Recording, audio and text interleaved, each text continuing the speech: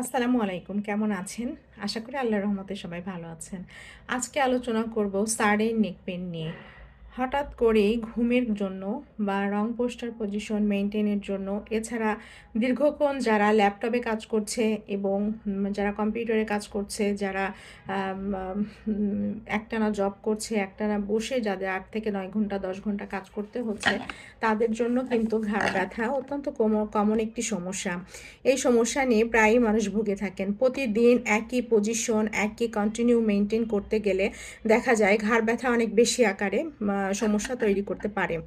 এক্ষেত্রে রোগীদেরকে অবশ্যই একটা জিনিস খেয়াল রাখতে হবে, ১ ঘন্টা পর পর কাজের ফাঁকে কিছুক্ষণ উঠে হাঁটাহাঁটি করতে হবে এবং দ্বিতীয়ত যেটা করতে হবে, ব্যাক মাসেল স্ট্রেচিং করতে হবে, নেকটা কিছুটা মুভ করাতে হবে বামে ডানে, সামনে এবং পেছনে।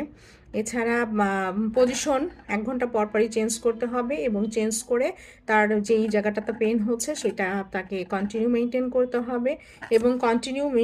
হবে এবং হচ্ছে আইবল বরাবর কম্পিউটারটাকে রাখতে হবে, হাতটা যেন সাপোর্টে থাকে, হ্যাঁ, এবং পেছনে একদম ব্যাক সাপোর্ট দিয়ে বসতে হবে। স্পাইনটা যতটা সাপোর্টে রাখা যায়, নেকটাও যতটুকু সাপোর্টে রাখা যায় ওইভাবে মেনটেন করে চললে দেখা যাবে যে পেশেন্ট অনেক কমফোর্ট ফিল করবে এবং তার যে ব্যথাটা ছিল সেটাও আস্তে আস্তে চলে যাবে। কারণ একই পজিশনে কন্টিনিউ যদি একজন রুগী মেনটেন করেন, বসে থাকেন, সেক্ষেত্রে দেখা যায় মাসেলগুলো অনেক উইক হয়ে যায়, মাসেলের স্ট্রেংথটা ঠিকভাবে গ্রোথ করে না, হ্যাঁ, ডে বাই ডে তার ডিক্রিজ করতে থাকে।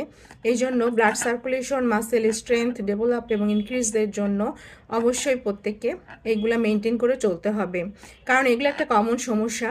যখন এজ ৩৫ হয়ে যায়, ৩৫ থেকে ৫০-৬০ বছরের মানুষের এই ধরনের সমস্যাগুলো হতে পারে। একটা কন্টিনিউ মেনটেন করে চলতে হবে, কিছু এক্সারসাইজ করতে হবে এবং তাকে তার ঘাড় নেকটাকে সাপোর্ট দিয়ে বসতে হবে, মেনটেন করতে হবে। সিভিয়ার হেডেক যদি হয়ে যায়, সিভিয়ার যদি ঘাড় ব্যথা থেকে মাথা ব্যথাও হতে পারে, আবার অনেক সময় সিভিয়ার যদি নেক পেন হয়ে যায়, সেক্ষেত্রে একজন ফিজিওথেরাপিস্টকে দেখিয়ে তার তত্ত্বাবধানে থেকে কয়েকটা session physiotherapy treatment physiotherapy centre বা হসপিটাল বা চেম্বারে এসে মেনটেন করলে আশা করি রোগী উপকৃত হবেন।